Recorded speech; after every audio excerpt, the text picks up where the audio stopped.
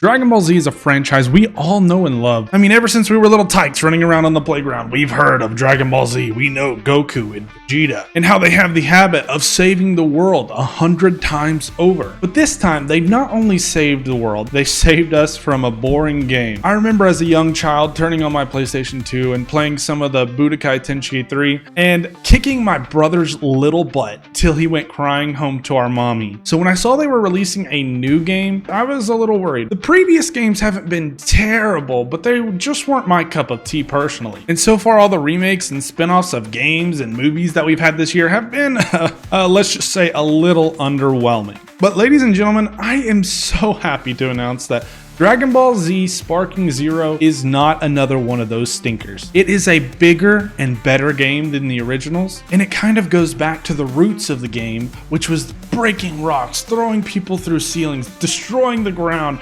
just having a good time destroying stuff while still getting some of the story. But let's go ahead and get a little bit more into the details of why I think this game is great. And if you stick around till the end, I'll tell you why I think this game could possibly be Game of the Year. So first, we're going to start with the story. I'm not going to go too much into the story because I don't want to spoil it. I mean, obviously, if you've ever watched Dragon Ball Z, you're going to know the story basically. So this game is pretty interesting in the fact that you can play different stories based around different characters. I don't want to get too much into spoilers or anything like that. I mean, if you've watched Dragon Ball Z, it pretty much follows the stories of the show, but you're able to go throughout these different characters as the story progresses and see different parts of the original series. I mean, if this is a spoiler, I'm sorry for you because this has been out for like decades, but you start off fighting Raditz and you're obviously Goku, and you've got the initial fight that pretty much you have in every single Dragon Ball Z game. Then you fight Nappa, then you fight Vegeta, then you fight the monkey Vegeta. You go through all the normal steps of a normal video game, but it is insane how difficult this game can be. Usually when I hop on the first couple levels, I'm like, bam, bam, bam, bam, just clicking random buttons and I'm kicking butt, taking names, everyone's losing, and I'm winning. But it is insanely difficult compared to these other games. I mean, I get to the third fight. Now, maybe I just suck. I mean, I did beat Elden Ring, but that took me forever to do. But by the third fight, you have to learn the abilities. You have to learn the techniques. You have to look through the move list, or you will not be able to win. The thing that helped me the most is if you press square and X, I don't know what that is on Xbox, then you'll teleport behind the person. I know in a lot of other games you would just do that by clicking X or something, which I wish they did. I guess you can change the settings to that probably. I probably should. The difficulty spike is insane. I was not expecting to lose the third fight. It was shocking, and I was kind of like, what are they throwing me into?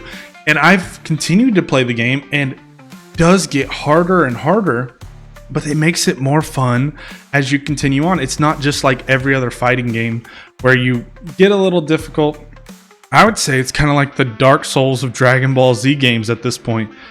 Now, don't get me wrong, it's not extremely hard. After you kind of learn the rhythm and kind of learn the moves, it's pretty easy. It's not that difficult, at least for what I've gotten to so far.